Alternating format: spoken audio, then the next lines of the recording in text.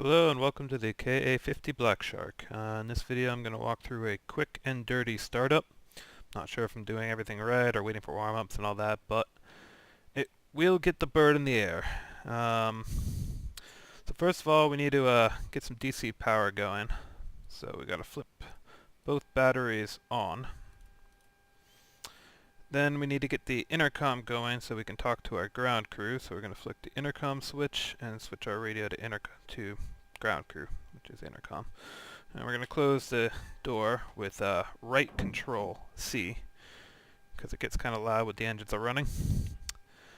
Okay, so now that we have power and the intercom is on, we can talk to our ground crew with backslash F8 F3, F1. Request to turn on ground power.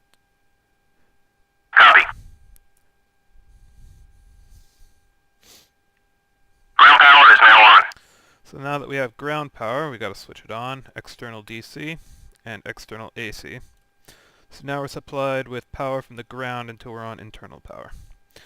Next, let's set our fire extinguishers on before we start the engines up. And turn our ekram warning system on. Then let's put the ekram over here through its self-test by double-clicking the equivalent of the master caution light, I guess. And it'll go through its self-test. Next, let's get the APU started up. This switch here determines what you're starting with the starter. We want it on APU, which it defaults to when you start up the mission. And click start. Wait. Before we do that, we've got to turn the fuel cutoff for the APU on and the fuel pumps on. And may as well hit the fuel gauge on while we're here. Now you can turn the APU on.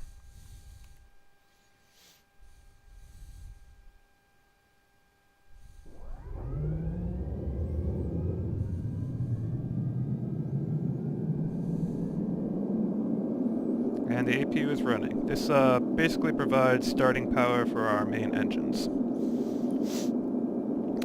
Now, let's start warming up the navigation system, spinning up the gyros and all that, also the standby SAI. Because they take a little while to spin up.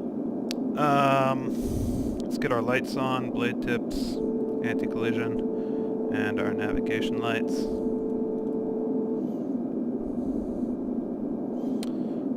Click our INU heat on and INU on. And get our ABRIS up. I personally like to arm the ejection seat before starting the engines. So the ejection seat's now hot. Okay, let's start one of the engines. First we gotta turn the rotor brake off. Just this knob here. Then we gotta open the left engine fuel shutoff and turn the governor on.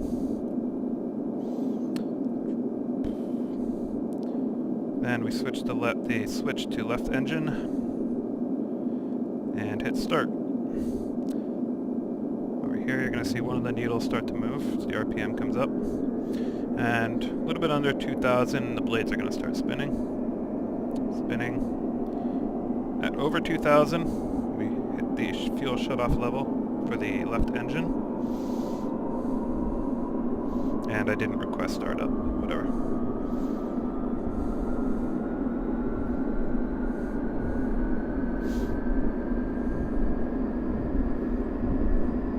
And while that's going, let's get our weapon systems armed.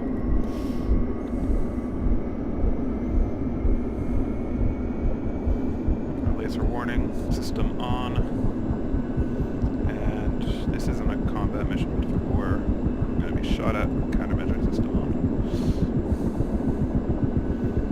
Okay, that engine's up to speed.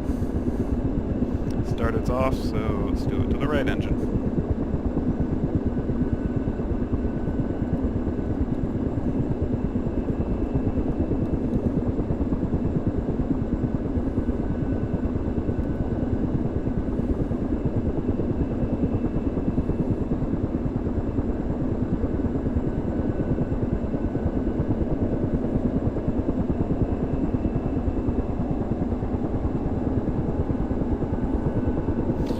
Okay, so both our engines are now spinning up. Let's click all our radio gear on.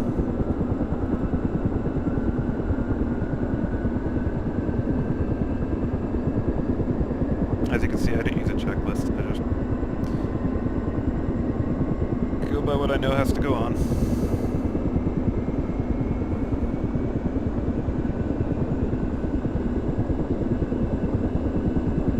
Okay, we're up to speed, and the starter is off. Good. Let's turn our Abrus to navigation mode. And set, I can't remember what this is, but this is another alternate navigation system that is actually integrated into the helicopter's controls. Waypoint 1. And I can't remember how to read these. So we don't need our APU anymore now that our engines are running, so we can do APU shutoff. And shut off the fuel to it.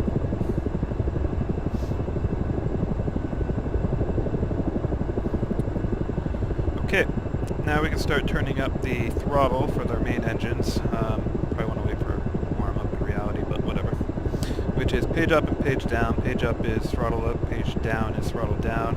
There are three, the bottom, then there's one indent above that, I'm actually not sure what it is, and then there's normal operation, and then there's max. We want a normal operation. That's not the right name for it, but it gets the point done. So you go up 1 notch, up 2 notch, and that's where we want to leave it for normal flight, which is controlled by the governor. This is max. We don't need it there. Normal. Max, normal. Okay, now that our engines are running at full, we can turn on our own AC generation systems. It won't work until the engines are until we're throttle spun up to full. Okay, now we're on internal power. We can tell the ground crew to disconnect ground power, which you want to do before taking off because they don't like it too much if you try to take off with the cable still connected. So back out of this menu. F8, F3, F2. Request to turn off ground power. Copy. Ground power is now off. Okay, and our helicopter is now ready for flight. If you wanted, you could program the countermeasure system.